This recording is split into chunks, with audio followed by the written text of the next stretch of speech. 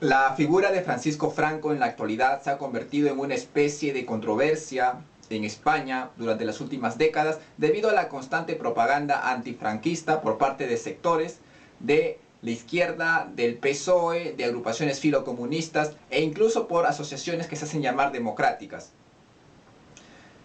Incluso sectores conservadores, católicos, hispanistas, monárquicos, prefieren evitar tocar el tema de Franco por temor a ser catalogados despectivamente como fachas. A pesar de que hay grupos en el fondo que saben perfectamente que Francisco Franco fue el mejor estadista que tuvo España en los últimos 100 años, muchos prefieren no hacerlo público por ese temor. Entonces, en esta presentación, lo que busco es reivindicar la figura de Francisco Franco tal y como fue, sin ningún tipo de eufemismos. El principal argumento por el cual muchas veces se cuestiona la figura de Francisco Franco es la famosa reunión que tuvo Francisco Franco con Adolf Hitler en Hendaya el año 1940. Esta reunión es motivo para hacer de Francisco Franco como una especie de ogro malvado que ocupa un lugar oscuro en la historia de España. Bien, antes que nada, mi opinión aquí va a ser bien contundente y directo. Como hispanoamericano prefiero 1000 veces ver a un Francisco Franco asistiendo a una reunión con Adolf Hitler que ver a un Winston Churchill pactando una alianza de repartición de Europa con el sanguinario Stalin. Yo creo que vergüenza les debería dar a todo el mundo anglosajón, a todos los defensores de la democracia, de la libertad, de la igualdad, de la fraternidad y no sé qué, a todos esos defensores supuestamente pseudo-occidentales que le facilitaron a Stalin que se apoderara de la mitad de Europa, que traicionaron a sus aliados. Yo creo que vergüenza les debería dar a todo el mundo anglosajón, especialmente de cómo traicionaron a Polonia, prometiéndoles ayuda y al final terminan pactando con un enemigo de la cultura occidental como lo era el bolchevismo estalinista. Yo creo que ese remordimiento no es tan fomentado en el mundo británico. Yo creo que no existe ingleses que se lamentaran de este hecho como ocurre en España.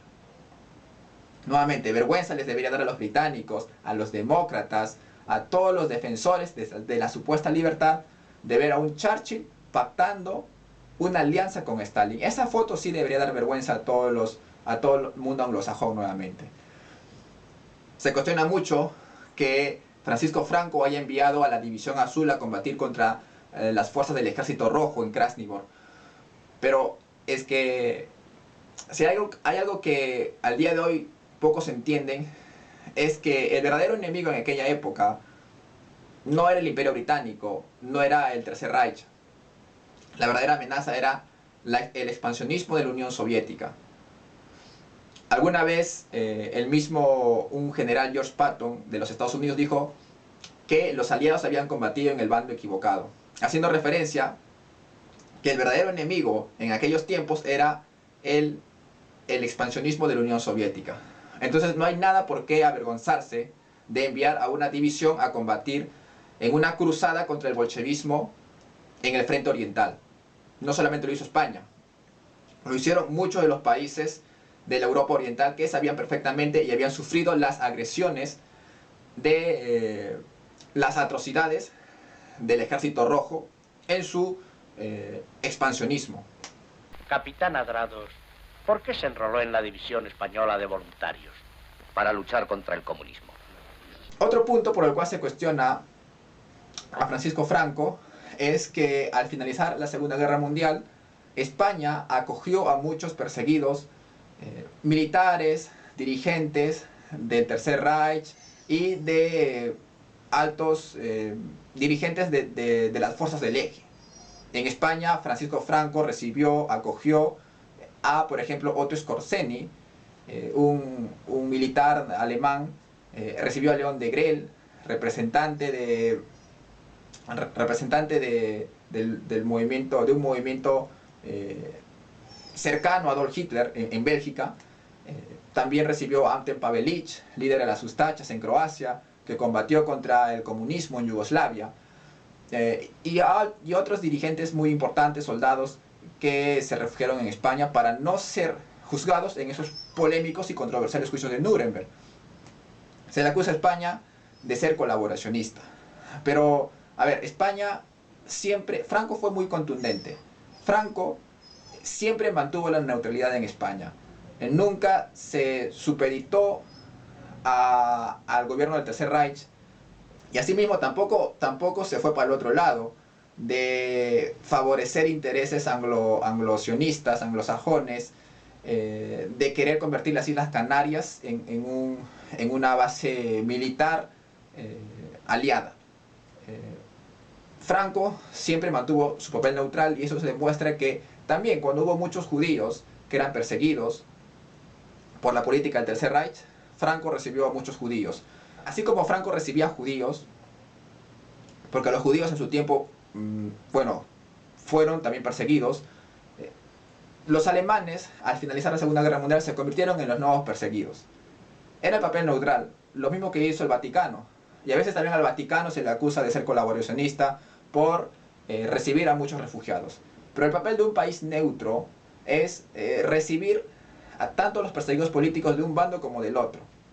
Y eso es lo que hizo el Vaticano, es lo que hizo Suiza, y es lo que hizo la España de Franco. Recibir tanto, en su tiempo a judíos perseguidos en el Tercer Reich, así como a los nacionalsocialistas, fascistas, vencidos al finalizar la Segunda Guerra Mundial. Era un papel correcto. No hay nada por qué reprocharse de acoger a perseguidos políticos, porque eran efectivamente eso. Vergüenza más bien les debería dar a los británicos de mandar a todas las fuerzas yugoslavas, que sabían prácticamente que con la llegada del Ejército Rojo, a los Chetniks, a los Ustachas, les esperaba una muerte segura en los juicios de la Unión Soviética. Lo que hizo el Imperio Británico al finalizar la Segunda Guerra Mundial fue entregar a todos estos prisioneros de guerra, porque eran prisioneros de guerra, que cruzaban la frontera de Europa a la parte aliada, porque sabían que los aliados los iban a tratar mejor. Muchos preferían ser juzgados por los tribunales británicos occidentales antes de ser juzgados por la Unión Soviética. Y lo que hicieron los británicos, que les debería dar vergüenza, es expulsar y mandar a Stalin todos estos prisioneros de guerra y condenarlos prácticamente a la muerte. Eso es vergonzoso.